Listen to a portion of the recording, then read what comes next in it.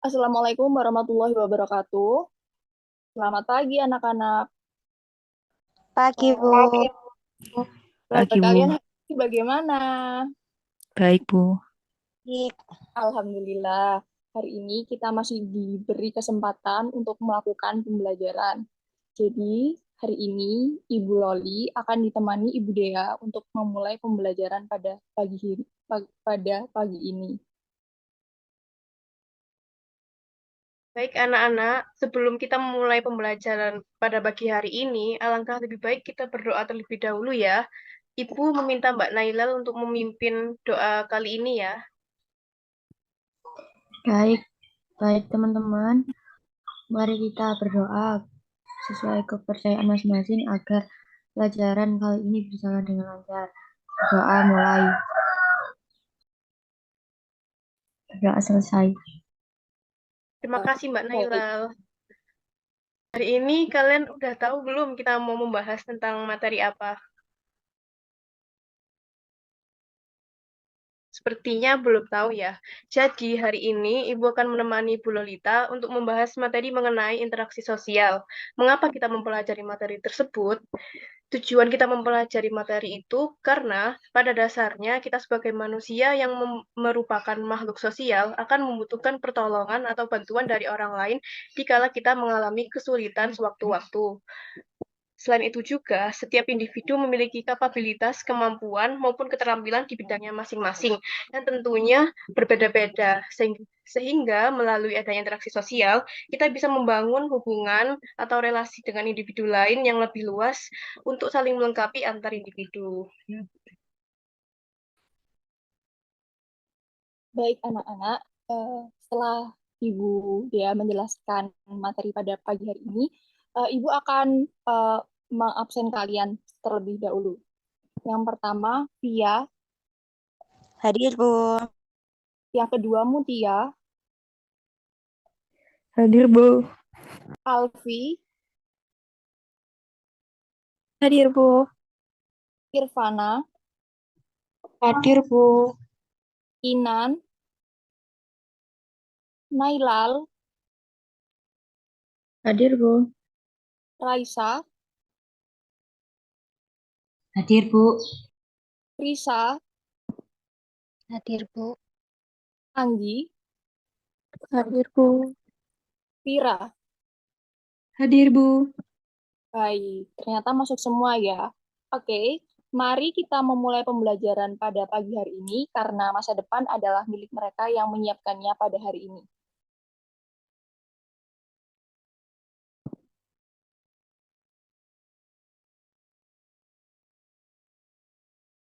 Oke, ada yang tahu nggak apa definisi dari interaksi sosial itu?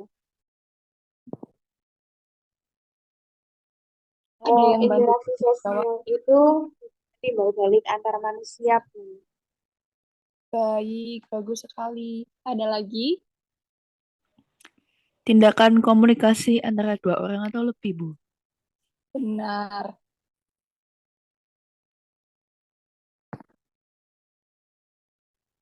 Menurut kalian, apakah manusia bisa hidup tanpa interaksi sosial? Mungkin ada yang tahu, boleh mengaktifkan mikrofonnya.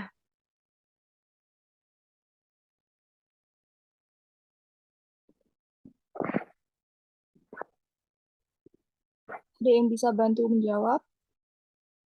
Tidak bisa, Bu, karena manusia membutuhkan manusia lain untuk hidup. Benar sekali. Bagus sekali jawaban kalian pada pertanyaan ini. Setelah itu, Ibu Dea akan menjelaskannya melalui PPT. Ibu izin share screen dulu ya, anak-anak.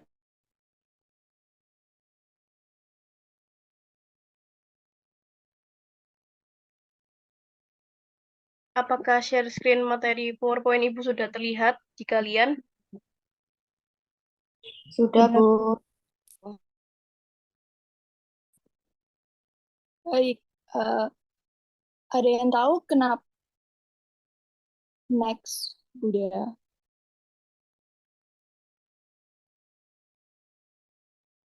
Ada yang tahu kenapa manusia disebut sebagai makhluk gregariones? Jadi, suatu naluri untuk selalu hidup dengan orang lain. Jadi, pengertian dari interaksi sosial itu adalah hubungan timbal balik antara individu satu dengan individu lain, individu dengan kelompok, dan kelompok dengan kelompok.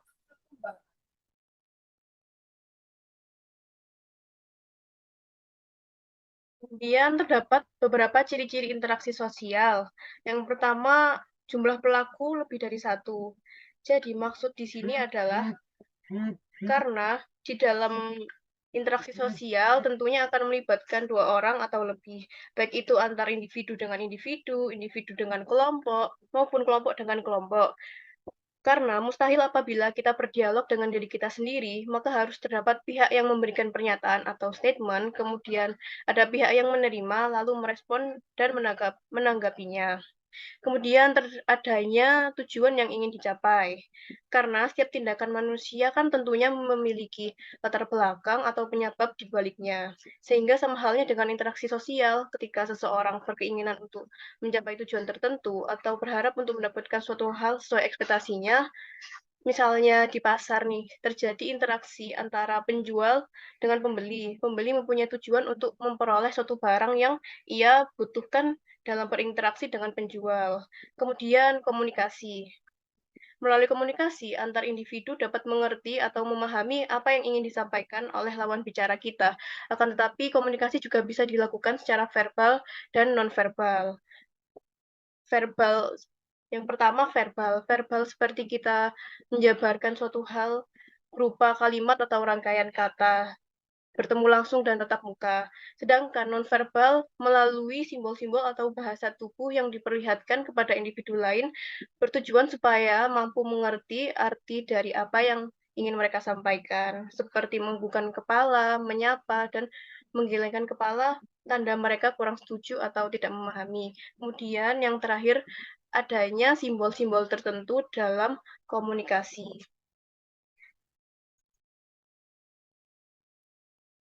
Selanjutnya, Ibu akan menjelaskan mengenai syarat-syarat interaksi sosial. Jadi, syarat-syarat interaksi sosial terdapat dua. Yang pertama ada kontak sosial, dan yang kedua ada komunikasi.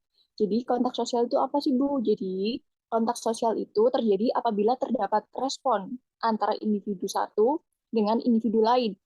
Kontak sosial dibagi menjadi dua, kontak sosial primer.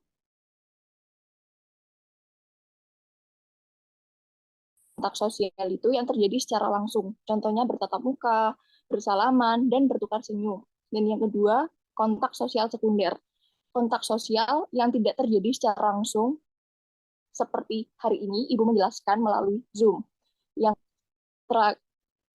yang selanjutnya ada komunikasi. Komunikasi ialah penyampaian pesan dari seseorang kepada orang lain, baik secara langsung maupun tidak langsung. Komunikasi terdapat 4 ciri. Yang pertama ada komunikator, komunikan, pesan, dan media.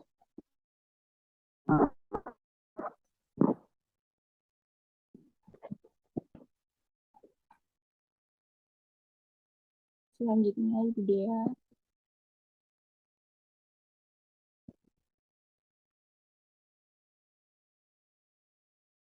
Kemudian terdapat beberapa bentuk-bentuk interaksi sosial. Yang pertama terdiri dari dua, yaitu interaksi sosial asosiatif dan interaksi disosiatif. Interaksi sosial asosiatif ini lebih mengarah ke arah yang positif pada kesatuan. Misalnya seperti kerjasama, akulturasi, asimilasi, dan akomodasi. Kerjasama merupakan sebuah usaha bersama antar individu maupun kelompok demi mencapai tujuan bersama. Pada pelaksanaannya, bentuk kerjasama bisa bersifat membangun atau konstruktif dan merusak atau destruktif. Kemudian akomodasi. Akomodasi adalah proses penyesuaian diri demi mengatasi ketegangan individu atau kelompok yang bertentangan. Kemudian akulturasi. Akulturasi merupakan proses yang timbul dari suatu kebudayaan untuk menerima segala unsur-unsur baru kebudayaan asing tanpa menghilangkan kebudayaan sendiri. Contohnya seperti bangunan Masjid Kudus mencerminkan adanya interaksi budaya Jawa, Hindu, dan Islam. Kemudian yang terakhir asimilasi. Asimilasi merupakan sebuah proses ke arah peleburan atau percampuran budaya yang menjadi satu kebudayaan baru, sehingga setiap pihak bisa merasakan kebudayaan tunggal sebagai kepunyaan bersama. Kemudian jenis yang kedua yaitu interaksi sosial disosiatif. Bentuk interaksi sosial ini bersifat negatif yang mengarah pada perpecahan. Misalnya seperti pertentangan, persaingan, dan kontroversi. Persaingan merupakan melibatkan individu atau kelompok agar dapat mencapai keuntungan tanpa adanya ancaman maupun kekerasan. Kemudian yang kedua adalah kontraversi. Kontraversi adalah proses sosial dengan adanya sikap atau perasaan tidak suka namun disembunyikan. Kemudian pertentangan. Pertentangan adalah proses sosial di mana individu dan kelompok berusaha menentang pihak lain melalui ancaman atau kekerasan. Mereka melakukan ini untuk mencari tujuan tertentu. Baik anak-anak, Ibu akan memberikan penugasan pada pertemuan kali ini dengan kalian mencoba memperhatikan dan menganalisis gambar ilustrasi yang sudah disajikan di PowerPoint ini. Tiap masing-masing kelompok mampu mendeskripsikan dan memberikan solusi penyelesaian dari ilustrasi permasalahan tersebut. Mungkin dari kalian ada yang masih kurang paham, boleh ditanyakan.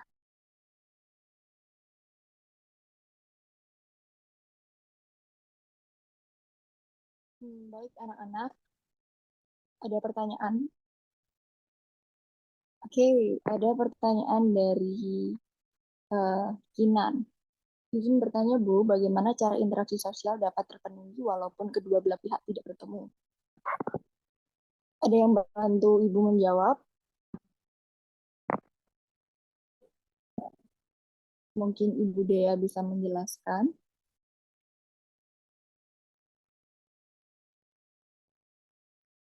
Baik, Mbak Kinan, jawaban dari Ibu, interaksi sosial dapat terjadi walaupun kedua belah pihak tidak bertemu, karena dalam syarat interaksi sosial ada kontak sosial yang memiliki sifat sekunder. Nah, sifat sekunder itu kontak sosial yang terjadi secara tidak langsung dengan menggunakan media perantara atau penghubung. Contohnya melalui media WhatsApp, Telegram, Instagram, dan lain sebagainya. Mungkin itu, Mbak Kinan. Ada pertanyaan lain? Saya, Bu. Baik, iya. Jadi, apa perbedaan antara bentuk interaksi sosial asosiatif dan disosiatif, Bu? Terima kasih. Oke, jadi di sini Ibu akan menjelaskan. Interaksi sosial asosiatif itu termasuk bentuk interaksi sosial positif yang mengarah terhadap kerjasama. Sedangkan interaksi sosial disosiatif ialah bentuk interaksi yang mengarah terhadap konflik dan perpecahan. Bagaimana ya? Baik, Bu. Terima kasih.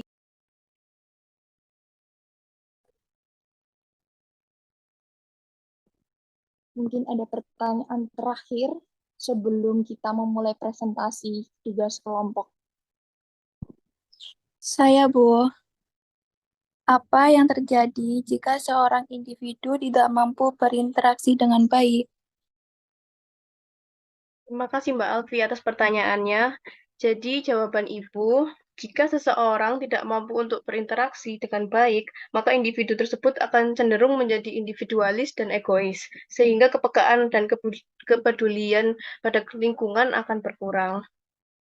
Begitu Mbak Alfi. Baik, Bu. Terima kasih. Sama-sama Mbak Alfi. Mari kita beri applause dulu buat teman-teman kalian yang berani bertanya.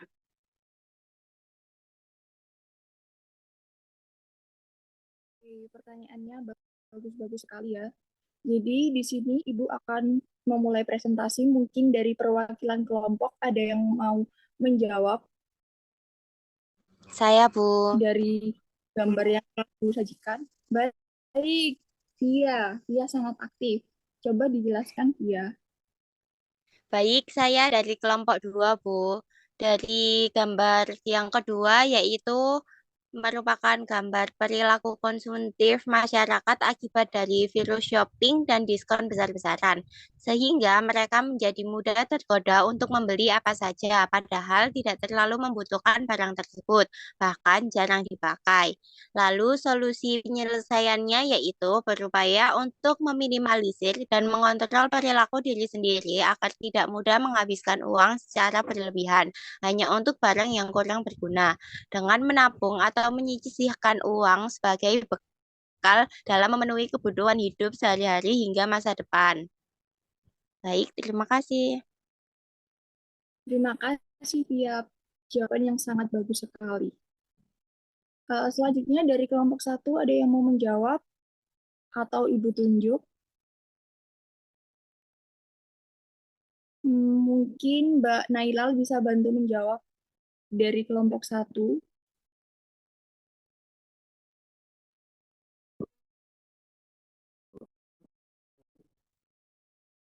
Iya, Bu. Yaitu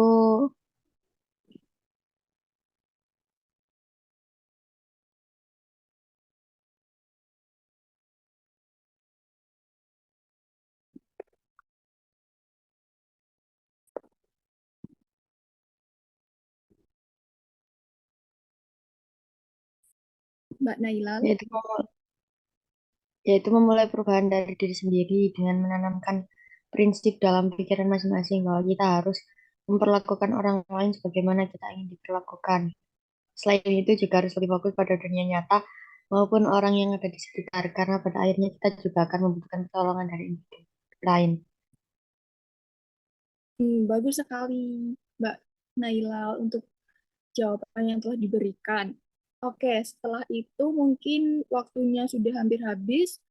Setelah itu ada kesimpulan yang mau Ibu ambil. Jadi ada yang salah satu mau menjawab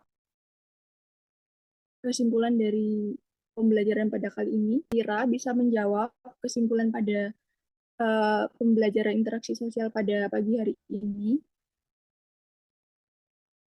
Oke, Mbak Vira mungkin jaringannya putus-putus. Mungkin dibantu Mbak Via bisa menjawab untuk kesimpulan pada kali ini. Baik, Bu. Jadi, interaksi sosial adalah hubungan yang dilakukan manusia dengan manusia lain untuk menyampaikan suatu tujuan. Interaksi sosial bisa terjadi antara individu dengan individu dan individu dengan kelompok. Sehingga interaksi sosial merupakan dasar yang akan selalu dilakukan manusia di sepanjang hidupnya karena kita sebagai manusia tidak bisa hidup tanpa orang lain. Baik, benar sekali. Terima kasih untuk Mbak Via sudah memberikan kesimpulan pada pembelajaran pagi hari ini. Selanjutnya, Ibu akan memberikan lembar refleksi yang akan Ibu kirim melalui Google Classroom dan ada penugasan yang Ibu akan kirimkan juga melalui Google Classroom untuk selanjutnya mungkin ada tambahan dari Ibu Dea. Wah, hari ini kalian hebat sekali ya. Ibu sangat apresiasi karena kalian sudah aktif saling berdiskusi dan memberikan pendapat masing-masing. Ibu harap melalui pembelajaran hari ini, kalian mampu memahami bahwa begitu pentingnya interaksi sosial dalam kehidupan sehari-hari kita. Sehingga kalian harus memiliki bekal kemampuan dalam bermasyarakat dengan orang sekitar di masa depan nanti, supaya juga mampu bertahan hidup dan menyesuaikan kondisi ataupun situasi sosial di sekitar kalian. Baik anak-anak, terima kasih untuk kegiatan pembelajaran yang kalian ikuti pada hari ini. Maka sebelum mengakhiri kegiatan pembelajaran hari ini, mari kita berdoa bersama-sama dahulu. Ibu minta tolong Mbak Nailal untuk memimpin doa ya. Siap, Bu. Baik, teman-teman. Untuk mengakhiri pelajaran kali ini, mari kita berdoa agar ilmu yang kita dapatkan bermanfaat. Berdoa menurut kepercayaan masing-masing, berdoa mulai. Berdoa selesai. Baik anak-anak, terima kasih ya untuk hari ini. Mohon maaf apabila ada salah kata dan perbuatan yang kurang mungkin. Ibu tutup dulu. Wassalamualaikum warahmatullahi wabarakatuh. Waalaikumsalam warahmatullahi wabarakatuh. Waalaikumsalam warahmatullahi wabarakatuh. Kita beri aplaus untuk Mbak Lolita dan Mbak Ardia. Monggo Mas, Supervisor. Ini Terima bisa kasih. dihentikan ini share screen-nya.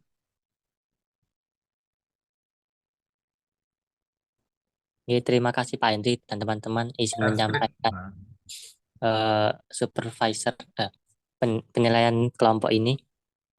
Untuk kelompok Mbak Dea dan Mbak Lolita yang tadi menurut saya juga sudah sangat bagus.